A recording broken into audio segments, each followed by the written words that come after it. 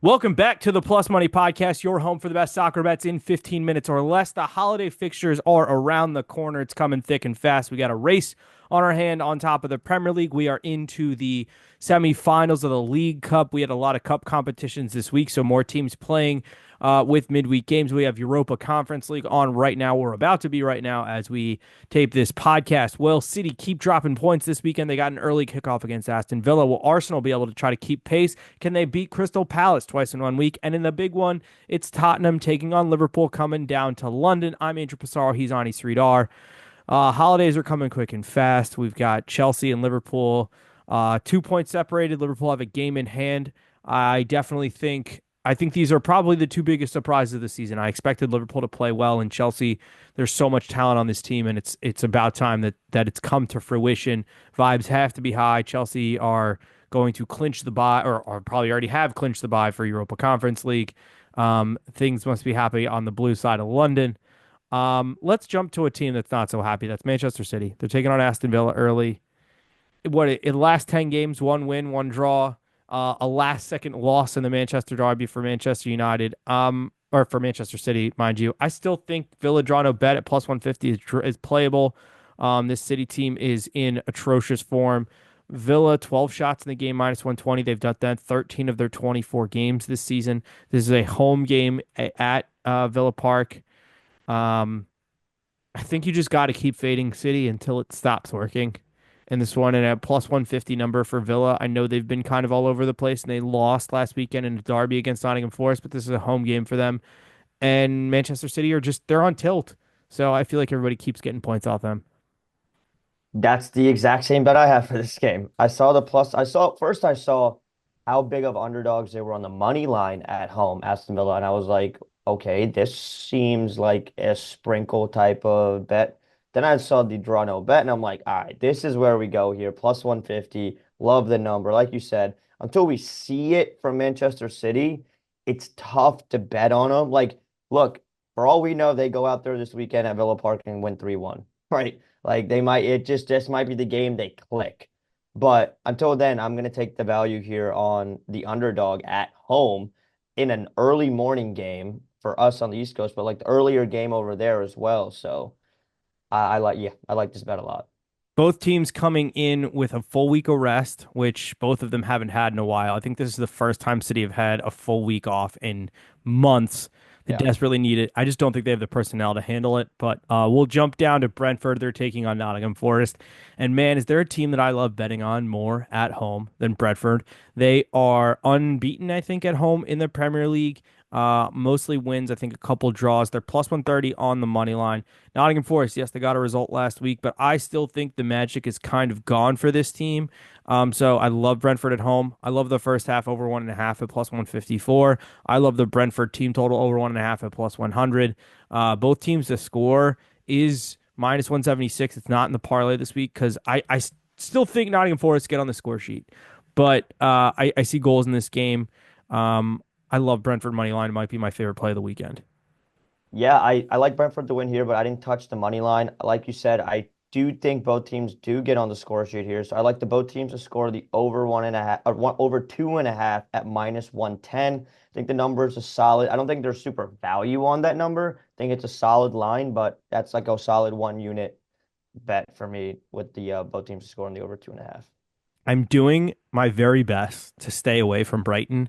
They're traveling to West Ham this weekend. They burned me last weekend on a little bit of a wobble here, but I know you have a pick from this game. What do you have in West Ham Brighton? Yeah, I'm taking the over 3.5 at plus 130 in this game. I just think there's going to be a ton of goals from both teams, to be quite honest with you. West Ham in their last game, yeah, they were playing a bottom of the table team, but it looked like they were slowly figuring out the attack a little bit better. Um, and I think Fulkrug being a little bit more healthy is also going to help this team going forward. Obviously, still prayers for Mikel Antonio. Hope he recovers well here from that gruesome injury that he suffered just a couple weeks ago. And it looks like they're like playing for him, you know. And Jared Bowen up top, we know what he can do. He's a danger man. This Brighton defense is nothing to be afraid of. And on the other side, West Ham's defense has been leaky all year. Brighton have the attacking capabilities. We haven't really seen it like we had the past couple seasons, but I think the over 3.5 is in play here. Yeah, I could see a 2-2 in that game. Yeah. Both teams to score has missed in like three Brighton games this season. So And it's we'll hitting, I talk. think, five straight West Ham games, I Yeah, believe. well, So you'll be hearing more from this game later on in the podcast when we do our patented both teams to score parlay. But we'll jump to Sunday. There's a nice Sunday slate. 2 weeks in a row, we've had a lot of games on Sunday. Everton are taking on Chelsea early. You were telling me you're a little worried about this game, or not worried about this game, but the numbers are crazy. Everton have been Everton in the sense that like they're firmly not a relegation team, but they're also not a team that like is a threat. They obviously get a huge draw for both of us last week at the Emirates. This is a home game for them. They officially are getting new ownership. I don't think that's going to change what they have in the squad. Chelsea in over 1.5 the game at -125 is a good number. But the number I'm going to give you here is Enzo Fernandez score or assist at +220 because he has a goal or an ooh, assist in 7 straight games for Chelsea in all competitions. That's too risky for you. I'll give you one more. Enzo Fernandez shot on target +105. He's hit that in 5 of those 7 games. I The do dude like is that. on fire. He is having the best form we've seen for him at Chelsea, undoubtedly. Turns out all he had to do was divorce his ex-wife, and this is, doing his talking on the pitch, and the man's on fire, and yeah, this is I look opportunity to ride a hot hand, and also we know that Chelsea are going to have the lion's share of the ball here. We know that they're going to be taking shots from distance. All he's got to do is fire one through that field and have Pickford tip it over, and that's a shot on target. So I love both of those plays. You're taking on Leicester Wolves, which is a relegation 6 pointer. Wolves just firing their manager, Leicester firing their manager a few weeks ago. What do you like in this one? Yeah, quick thought on that Chelsea side. It is crazy because Enzo was dropped from the first team just like a month ago, and now got the captain's armband. So it's a crazy, 180 here for Enzo Fernandez, and love to see it. I mean, it's about time. I mean, talk about expensive signings. So it's coming to fruition, which is nice. And pretty funny that you will be rooting for Everton as a Liverpool fan this weekend, and I will be rooting for Tottenham as a Chelsea fan this Yep. weekend. So Yep. it's funny how that works, and that is sports at the end of the day. Moving on to the next game, we've got Leicester taking on Wolves, taking Leicester money line at +150. I mean, it's tough because both teams are at the bottom of the table, but just recent form wise, Leicester just look like the better side. Wolves are always due for a nice surprise. They come out of nowhere. I think there's going to be goals in this game, obviously, but give me Leicester money line at +150. I like João Gomes anytime shot. It is a little hefty at -180, but I think you could parlay that with, here's my parlay piece. Since we didn't really touch on the Fulham game, give me Alex Iwobi 2 shots against Southampton, parlayed with João Gomes 1 shot. That comes out to a nice -105, and I think that's a nice shots parlay. Yeah, I like that a lot. There's definitely like a Sunday shots parlay we could build up here because once the Liverpool lineups drop, I could add you a couple more names to that list. Yeah, But before we get there, I want to talk Man United Bournemouth. Bournemouth, you're getting a great number on Bournemouth. Man United, yes, last second victory against Manchester City, but this Bournemouth team is, I think, more organized right now than Manchester City. But the way I'm going to attack this game is not wins or losses; it's shots. Last year against United at home, when Bournemouth took them on in Bournemouth, they had 20 shots. They had 10 on the road. They won 3-0 at Old Trafford last year. You're getting a great number, 13 shots +100 for Bournemouth. They've done that in 12 of their 17 games, 14 +145, 15 +210, 18 +600, 20 +1200. This is a Bournemouth team that gets shots off, that gets possession, and this is a United team that I still think is in transition mode. And there's nothing yeah, wrong with that. I think this game ends up in a draw or a Bournemouth win, if I'm going to be totally honest with you. But I'm not touching either of those numbers because you never know.